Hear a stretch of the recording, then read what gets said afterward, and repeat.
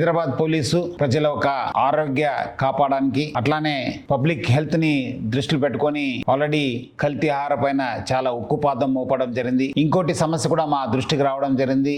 గత 2 రోజుల నుంచి సిటీలో ఉన్న ఈ నకిలీ డాక్టర్స్ పైన మనము ఉక్కుపాదం మోపడం జరిగింది. చెక్ చేస్తే దాదాపు 12 నకిలీ డాక్టర్స్ ని ఐడెంటిఫై చేయడం జరిగింది. ఈ నకిలీ డాక్టర్స్ వాళ్ళు ఆల్మోస్ట్ ఒరిజినల్ డాక్టర్స్ గా బిహేవ్ చేస్తూ అంతా యాంటీబయాటిక్స్ ఇవ్వడము, యాంటీ హైపర్టెన్సివ్ డ్రగ్స్ ఇవ్వడము, యాంటీ డయాబెటిక్ డ్రగ్స్ ఇవ్వడము, కొన్ని చోట్ల స్టెరాయిడ్స్ ఇవ్వడము, కొన్ని చోట్ల మీకు ఇంజెక్షన్ చేయడము, సలైన్ ఎక్కించడం అంతా చేయడం మా దృష్టికి రావడం జరిగింది. దీనివల్ల మన లంగ్స్ కి ఎఫెక్ట్ కావడం జరుగుతుంది, హార్ట్ కి, కిడ్నీస్ కి చాలా ఎఫెక్ట్ కావడం జరుగుతుంది. వీళ్ళకు ఎలాంటి ఒక జ్ఞానం లేకపోవడం వల్ల వాళ్ళు 1 రోజు 2 రోజు వాడే మందుని కూడా వాళ్ళు 5 రోజు వాడండి, 10 రోజు వాడండి, 1 మంత్ వాడండి అని చెప్పడంతో కూడా చాలా మంది తర్వాత చాలా నష్టపోయిన సందర్భం కూడా వాళ్ళకు ముఖ్యంగా తెలియకుండానే ఈ ఒక నష్టం కావడం జరుగుతుంది. సో అందుకు మనము డాక్టర్స్ ఉన్నారు, వాళ్ళ పైన ఉక్కుపాదం మోపడం జరుగుతుంది. ఇంకా సిటీలో ఉన్న వేరే చోట్ల కూడా ఇలాంటి వాళ్ళ పైన కూడా మనము ఇంకా చెక్ చేయడం జరుగుతుంది. అట్లానే మనము ప్రజలందరూ కూడా కోరుతున్నాను, మీరందరూ కూడా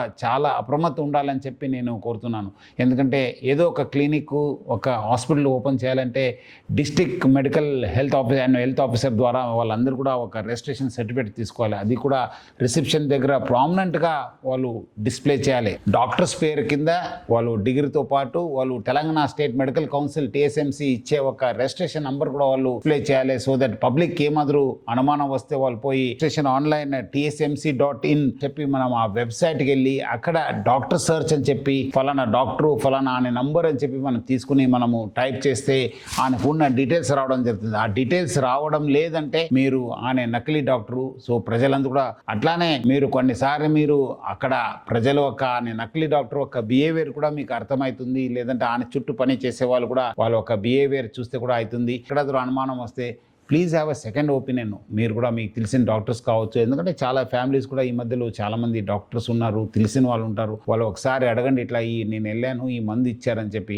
తీవ్రమైన నష్టం జరిగేది కూడా మీరు ఆపొచ్చు, మీకు కూడా తెలుసుకోవచ్చు. ఇలాంటి నకిలీ డాక్టర్ సమాచారం ఉంటే మీరందరూ కూడా ప్లీజ్ డయల్ 112కి లేదంటే దగ్గరున్న పోలీస్ స్టేషన్ కూడా తెలియచేయాలని చెప్పి ప్రజలందరూ కూడా కోరుతున్నాను. నకిలీ డాక్టర్ వల్ల ప్రజలందరూ కూడా అప్రమత్తం ఉండాలని చెప్పి మరి కోరుతున్నాను.